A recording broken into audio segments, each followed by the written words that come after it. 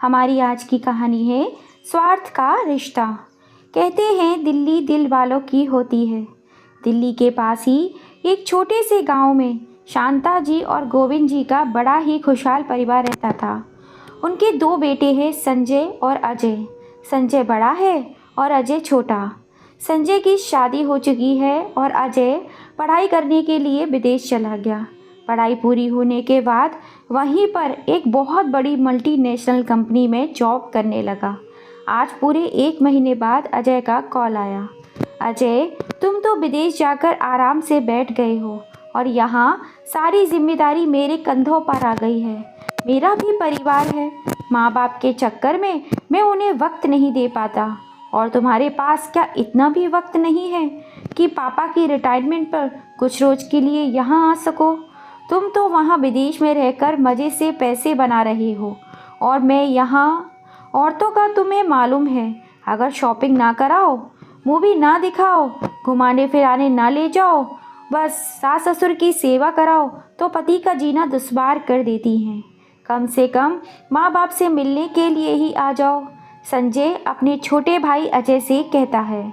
अजय बोला, भैया ऐसा नहीं है कि मुझे आप लोगों की याद नहीं आती, बस समय नहीं मिल रहा है। माँ बाबूजी को देखने का मेरा भी बहुत मन करता है, पर क्या करूँ, इतनी मेहनत आखिर उन लोगों के लिए ही तो कर रहा हूँ। मैं कुछ रोज़ की छुट्टी लेकर इंडिया आने की पूरी कोशिश करता हूँ। इतना कहकर अजय ने फ़ोन रख दिया। उधर अजय ने फ़ोन रखा, इधर संजय की पत्नी इंदु। क्या बोला देवर जी ने, कब आ रहे हैं अपने माँ बाप की जिम्मेदारी उठाने के लिए? अरे 2 साल से विदेश में मज़े कर रहे हैं, यहाँ हमारी कमर टूट गई माँ बाप को संभालते संभालते। लेकिन चलो कोई बात नहीं, इतना पैसा कमाया है आखिर हमें ही तो ला कर देंगे। अजी, आपको क्या लगता है किसको देंगे इतना सारा पैसा? अपने बड़े भाई को या अपने माँ बाबूजी को? सोचो, अब इतने सालों बाद आ रहे हैं तो कितने सारे उपहार लाएंगे। और मैंने सुना है अमेरिका में मेकअप का ब्रांडेड सामान बहुत ही सस्ता मिलता है। कितने वर्षों से अकेले रह रहे हैं तो पैसे तो इकट्ठे हो ही गए होंगे। संजय बोला, तुम्हें क्या लगता है वह इतना बेवकूफ़ है जो अकेले रहकर दिन रात इतनी मेहनत कर रहा है तो वह सारा पैसा लाकर तुम्हारी झोली में डाल देगा? अरे सब कहने की बातें होती हैं, भला अपनी कमाई का 1 रुपये भी कौन किसी को देता है? आखिर आगे जाके उसे भी तो अपनी गृहस्थी बसानी है। लेकिन इस बार वह आएगा तो मैं उसे साफ साफ कह दूंगा, अगर माँ बाबूजी हमारे साथ रहेंगे तो सारा खर्चा उसे उठाना होगा। मैंने कोई वृद्धाश्रम थोड़ी खोल रखा है, मुझे भी अपने परिवार और बच्चों के भविष्य के लिए सोचना होगा। बस तुम एक काम करना, जब तक अजय यहाँ पर रहे माँ बाबूजी को समय समय पर खाना पीना देती रहना। फ्रूट जूस, किसी चीज़ की कोई कमी नहीं रहनी चाहिए। वैसे बाबूजी रिटायर होने वाले हैं और उन्हें भी काफ़ी पैसे मिलेंगे, और कब कितने दिनों तक हम इस टूटे फूटे घर में रहेंगे? देखता हूँ कैसे भी न कैसे करके बाबूजी से पैसा निकलवाना होगा, जिससे हम इस गांव से निकलकर शहर में एक छोटा सा घर ले सकें। कितने सालों से आखिर मैं माँ बाबूजी को अकेले ही संभाल रहा हूँ, आखिर इस बात का कुछ तो इनाम मिलना ही चाहिए। कुछ दिनों तक संजय और उसकी पत्नी इंदु पैसों की लालच में माँ बाबूजी की अच्छे से सेवा करते रहे। 2 दिन के बाद संजय अपने पिता गोविंद जी से बोला, बाबूजी 30 तारीख को आपकी रिटायरमेंट है, हो सकता है उससे पहले अजय भी आ जाए। यह बात सुनकर गोविंद जी और उनकी पत्नी शांता जी बहुत खुश हो गई और बोली, बेटा यह तो तुमने बहुत अच्छा किया, अपने छोटे भाई को बुला लिया। देखो जी, हमारा बेटा कितना अच्छा है। आज की दुनिया में ऐसा बेटा कहाँ होगा जो पूरा परिवार इकट्ठा रखता हो। संजय बोला, वह सब तो ठीक है माँ, पर यह सोचिए वह अमेरिका जैसे शहर में रहता है और हमारा 2 कमरे का घर है। इतने से छोटे घर में वह कहाँ रहेगा? पूरा घर तो सामान से भरा हुआ है। वह हमारे लिए इतना सोचता है तो हमारी भी तो कुछ जिम्मेदारी बनती है। क्यों माँ, मैं क्या कुछ गलत कह रहा हूँ? शांता जी बोली, बेटा तुम कहना क्या चाहते हो? संजय बोला, माँ बाबूजी की रिटायरमेंट के पैसे आने वाले हैं, अगर मैं थोड़ी मदद कर दें तो मैं सोच रहा हूँ एक बड़ा सा घर ले लेता हूँ। कल को जब अजय की शादी होगी, उसका भी परिवार बढ़ेगा तो हम एक साथ ही तो रहेंगे। आप क्या चाहती हैं? शांता जी बोली, सुनो जी, संजय की सोच कितनी अच्छी है। आप अपने दफ्तर से बात करके तो देखिए ना, अगर कुछ पैसे पहले ही मिल जाए तो सच में अजय भी कितना खुश हो जाएगा। गोविंद जी बोले, भाग्यवान, रिटायरमेंट के पैसे रिटायरमेंट से पहले मिलना बहुत मुश्किल है, और वैसे भी घर बनाने में महीनों लग जाते हैं, और फिर 2 हफ्तों में तो अजय आ ही रहा है। यह सब इतनी जल्दी कैसे होगा? संजय बोला, बाबूजी, आप उसकी चिंता मत कीजिए, आजकल बना बनाया घर मिलता है। आप बस पैसों का इंतज़ाम कर दीजिए, बाकी सब मैं संभाल लूँगा। और मैं भी तो अपने कुछ पैसे लगा ही रहा हूँ ना, फिर आप इतना क्यों सोच रहे हो? पत्नी और बेटी की खुशी के लिए गोविंद जी ने दफ्तर में अर्जी लगाई। वह इतने पढ़े लिखे तो थे नहीं, पर उनकी ईमानदारी और उनकी छवि को देखते हुए पैसों का इंतजाम कर दिया गया। संजय ने एक पल की देरी करना सही न समझा। उसने पहले से ही घर देख रखा था, बस माता पिता के सामने अच्छे बेटे होने की भूमिका निभा रहा था। एक रोज वह माँ बाबूजी को लेकर घर दिखाने के लिए गया। दोनों की आंखें घर देखकर फटी की फटी रह गईं। उन्होंने सोचा, जीवन भर कितने कष्ट झेले, चलो अब तो आराम से रहेंगे। इंदु संजय से बोली, घर क्या आपने इन दोनों के नाम पर खरीदा है? संजय बोला, पागल हो क्या, यह घर तो मैं तुम्हें तोहफे में दे रहा हूँ। यह बात सुनकर इंदु मुस्कुराने लगी। संजय ने पिता से कोरे कागज पर साइन करवा लिए, यह कहकर कि ये घर हम आपके न लोगों के नाम पर ले रहे हैं, और पुराने मकान को बेच दिया, जिनकी भनक शांता जी और गोविंद जी को भी नहीं थी। वह तो इसी खुशी में थे कि सारा परिवार एक साथ रहेगा। देखते ही देखते 2 हफ्ते बीत गए। गोविंद जी की रिटायरमेंट का समय भी करीब आ गया। इधर अजय भी विदेश से आ गया। वह अपने साथ पूरे परिवार के लिए उपहार भी लेकर आया। अजय बोला, भैया, आपने पुराना मकान क्यों बेच दिया? उसमें हमारा बचपन बीता था, कितनी सारी यादें जुड़ी थी उस घर से हमारी, और नया घर भी ले लिया, मुझे खबर तक नहीं दी। इंदु खर्चों की रसीद दिखाते हुए बोली, अरे देवर जी, यह घर हमने आपके लिए ही तो खरीदा है, अब तो देवरानी ले आओ, हम सभी इकट्ठे रहेंगे। देखिए ना, घर में अभी कितने काम बचे हुए हैं, पर पैसे ही खत्म हो गए। आपके भतीजे गोलू के कमरे में पढ़ने की एक टेबल भी नहीं है। माँ बाबूजी के कमरे में वही पुराना पलंग है। सोचा था एक नया पलंग उनके कमरे में लगवा देंगे, पर खैर अब कर भी क्या कर सकते हैं, महीने का खर्चा निकालना ही मुश्किल हो रहा है, तो ये सब तो आनों में सालों बीत जाएंगे। अजय बोला, भाभी, एक साथ इतना खर्चा करने की क्या ज़रूरत थी? तभी शांता जी बोली, अरे नहीं बेटा, तुम्हारे बाबूजी ने अपने रिटायरमेंट के पैसे निकलवा कर घर में लगा दिए, फिर पुराना मकान भी तो बेच दिया।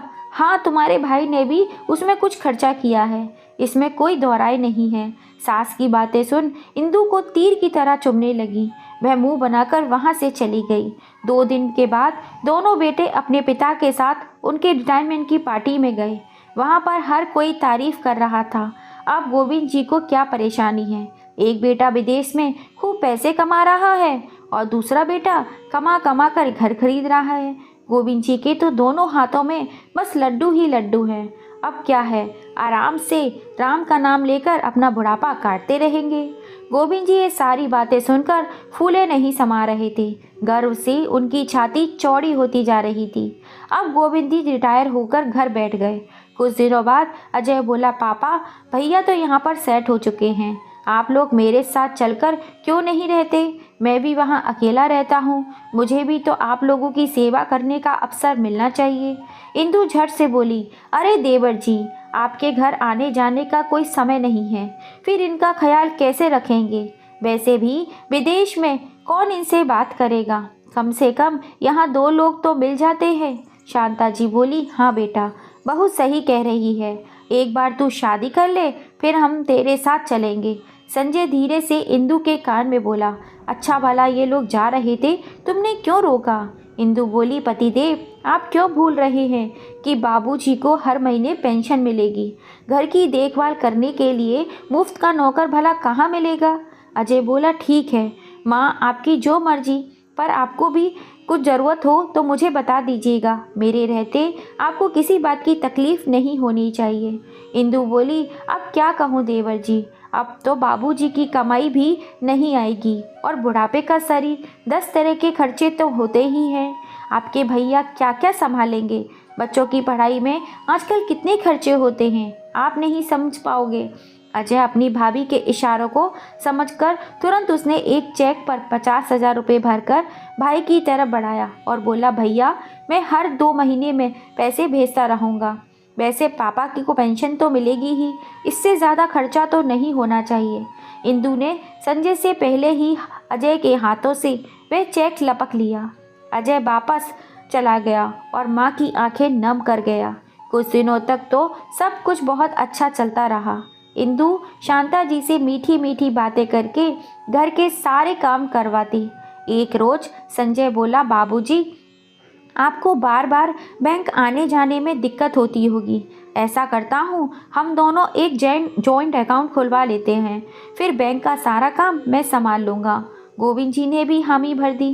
फिर क्या था, संजय धीरे धीरे उनके अकाउंट से सारा पैसा अपने अकाउंट में ट्रांसफ़र करता गया। करीब 1 महीने बाद इंदु शांता जी से बोली, मम्मी जी पापा जी पेंशन के पैसे ले आए हैं क्या? शांता जी बोली, हाँ बहू, कल ही वह बैंक की तरफ गए थे तो ले आए। इंदु बोली, आजकल महंगाई बहुत बढ़ गई है, तो घर का राशन, सब्जी, दूध पापा जी को लाने के लिए कह दीजिएगा, क्योंकि उनके पास तो एक तो वक्त की कमी है, ऊपर से पैसों की तंगी है। इतना कहकर इंदु वहाँ से चली गई। शांता जी ने सारी बात गोविंद जी को बताई। गोविंद जी बहू से बोले, बहू अजय भी तो पैसे भेजता है, तो फिर इतनी दिक्कत कैसे हो रही है? मैं अब ज़्यादा खर्चा नहीं कर सकता। मेरी दवाई, तुम्हारी सास की दवाई, यह सब खर्चे भी तो होते हैं। इंदु गुस्से से बोली, बाबूजी आप क्या चाहते हैं? देवर जी हमें जो पैसे भेजते हैं उसका हिसाब हम आपको दें? इतने सालों तक हमने जो कुछ आपके लिए किया उसका हिसाब हमने कभी मांगा? तो जितना कहा गया है उतना कीजिए। एक रोज गोविंद जी सब्जी लेकर घर आए तो पसीने से भीगे हुए थे। शांति जी बोली, बहू तो हमारी तकलीफ नहीं समझेगी, आप संजय से क्यों नहीं कहते? आपसे यह सब नहीं होगा, अपनी हालत तो देखिए। तभी इंदु आई और बोली, ले आए सब्जी। हे भगवान, कितनी पतली तोरई लाए हैं, इसे कौन छीलेगा? आपकी माँ। और मम्मी जी आप यहाँ क्या कर रही हैं? आज काम वाली बाई नहीं आएगी। रसोई में जो बर्तन हैं उन्हें साफ़ कर दीजिएगा और बाथरूम में रखे कपड़ों को धोकर सुखाने डाल दीजिएगा। मैं पार्लर जाती हूँ।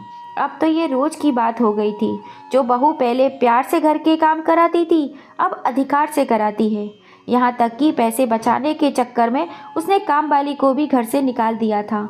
समय बीतने लगा। शांता जी और गोविंद जी की हालत बद से बदतर होने लगी। बेटा था कि बात सुनता नहीं था और बहू के अत्याचार कम होने का नाम नहीं ले रहे थे। एक रात शांता जी गोविंद जी से बोली, इससे अच्छा होता कि हम अजय के साथ चले गए होते। आजकल अजय भी कहाँ फ़ोन करता है। गोविंद जी ने कहा। शांता जी बोली, नहीं जी, 2 दिन पहले ही मैंने संजय को उससे बात करते हुए सुना। संजय ने उससे कहा कि माँ बाबूजी 2 दिन के लिए अपनी मित्र मंडली के साथ गंगा स्नान करने के लिए गए हैं। जैसे ही मैं कुछ कहने के लिए आगे बढ़ी, इंदु बहू ने मेरा पीछे से मुंह दबा दिया। अब इस घर में रहना भी मुश्किल हो गया है। दरवाजे पर कान लगाए इंदु सब कुछ सुन रही थी। इंदु ने संजय को सारी बात बताई। फिर दोनों ने योजना बनाई कि कैसे इससे छुटकारा पाया जाए। अगले दिन संजय बोला, बाबूजी अजय का फ़ोन आया था, उसने आपको अपने पास अमेरिका बुलाया है। मैं सोच रहा हूँ आप लोगों की टिकट करवा दूँ, आप क्या चाहते हैं? दोनों खुश होकर बोले, हाँ हाँ बेटा, यही सही रहेगा और तुम्हें भी अपने परिवार के लिए कुछ वक्त मिल जाएगा। संजय इंदु की तरफ देखकर मुस्कुराया और बोला, ठीक है, आप लोग अपनी पैकिंग कर लीजिए, हम कल ही निकलेंगे। अगले दिन दोनों जाने की तैयारी कर रहे थे। इंदु शांता जी से बोली, मम्मी जी विदेश में सोना चांदी पहनकर जाना मना है, तो ऐसा कीजिए, अपने पहने हुए जेवर और लॉकर की चाबी मुझे दे दीजिए, जब तक मैं आपके इन गहनों को साफ करवा कर रख दूंगी। शांता जी इंदु की मंशा समझ नहीं पाई और चुपचाप उसे चाबी दे दी। संजय उनको लेकर दिल्ली पहुंचा। स्टेशन खचाखच भीड़ से भरा हुआ था। ठंड का समय था, हर कोई ठिठुर रहा था। शांता जी बोली, बेटा जब हमें जहाज़ से जाना था तू हमें दिल्ली क्यों लेकर आया? संजय बोला, माँ, डायरेक्ट फ्लाइट से बहुत पैसे खर्च हो जाते। मैं यहाँ आप लोगों को जहाज़ में बिठा दूंगा, वहाँ आपको अजय उतार लेगा। ऐसा कीजिए, आप लोग यहीं बैठिए, मैं एयरपोर्ट जाने के लिए टैक्सी देख कर आता हूँ। इतना कहकर संजय वहाँ से चुपचाप निकल गया। करीब 1 घंटे बाद गोविंद जी बोले, टैक्सी लाने में कितना समय लगता है? शांता जी बोली, हम छोटे कस्बे में रहने वाले इस महानगर की लीला कैसे समझेंगे? यहाँ कितनी भीड़ है, और फिर अमेरिका भी तो बहुत दूर है। हो सकता है उसे गाड़ी नहीं मिल रही होगी। देखते ही देखते 2 घंटे बीत गए। गोविंद जी बोले, शांता, मुझे कुछ ठीक नहीं लग रहा है। हमारा संजय बच्चा तो नहीं है कि कहीं गुम हो गया हो, और काम के सिलसिले में वह अक्सर शहर शहर घूमता है। उसे इतनी देर कैसे हो रही है? शांता जी की आंखें भर आईं और बोली, मुझे अपनी चिंता नहीं, मेरे बच्चे की चिंता हो रही है। वह ठीक तो होगा ना? दोनों ने एक दूसरे का हाथ पकड़ा और इधर उधर लोगों से पूछने लगे, लेकिन इस अनजान शहर में कहाँ किसी को एक दूसरे की पड़ी है। आते समय शांता जी ने कुछ आलू और पूड़ी सब्जी बनाकर रखी थी। वही पूड़ी सब्जी खाकर दोनों ने एक साथ मिलकर खाई। स्टेशन के बाहर एक पेड़ के नीचे अखबार बिछाकर सो गए। सुबह देखा तो आने जाने वाले लोग उन्हें भिखारी समझकर सिक्के की भीख दे रहे थे। यह देखकर गोविंद जी का दिल भर आया और बोले, शांता, अब हमारा बेटा नहीं आएगा। उसने हमारे साथ छल किया है। वह जानता था कि हम कभी उस कस्बे से बाहर नहीं निकले, इसलिए वह हमें इस भूल भुलैया वाली नगरी में छोड़कर चला गया ताकि हम खो जाएं। गोविंद जी के पास कुछ पैसे थे। कुछ दिन तो स्टेशन के पास रह लिए, फिर दिल्ली जैसे शहर में थोड़े से पैसे कितने दिन तक चलेंगे। धीरे धीरे उनके पैसे खत्म होने लगे। तब उन्होंने पास में भीख मांगने की सिवा कोई चारा नहीं बचा, क्योंकि आने जाने के लिए भी पैसे नहीं थे। और आज की दुनिया में कौन किसकी बिना मतलब के मदद करता है।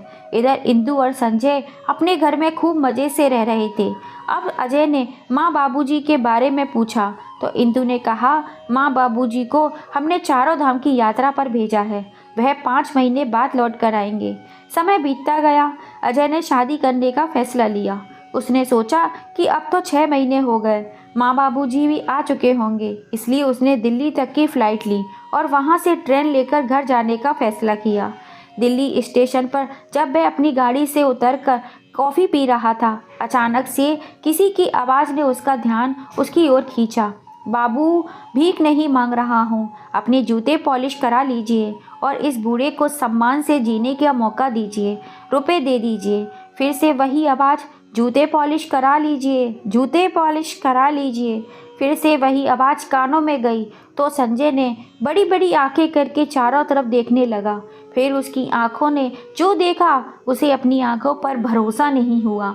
अपने पिता को आज तक उसने सम्मान से सर उठाकर जीते हुए देखा था, आज वही नज़रें झुकी हुई थी और हाथों में लोगों के फटे पुराने जूते। बगल में बैठी उसकी माँ लोगों के फटे पुराने कपड़े सिल रही थी।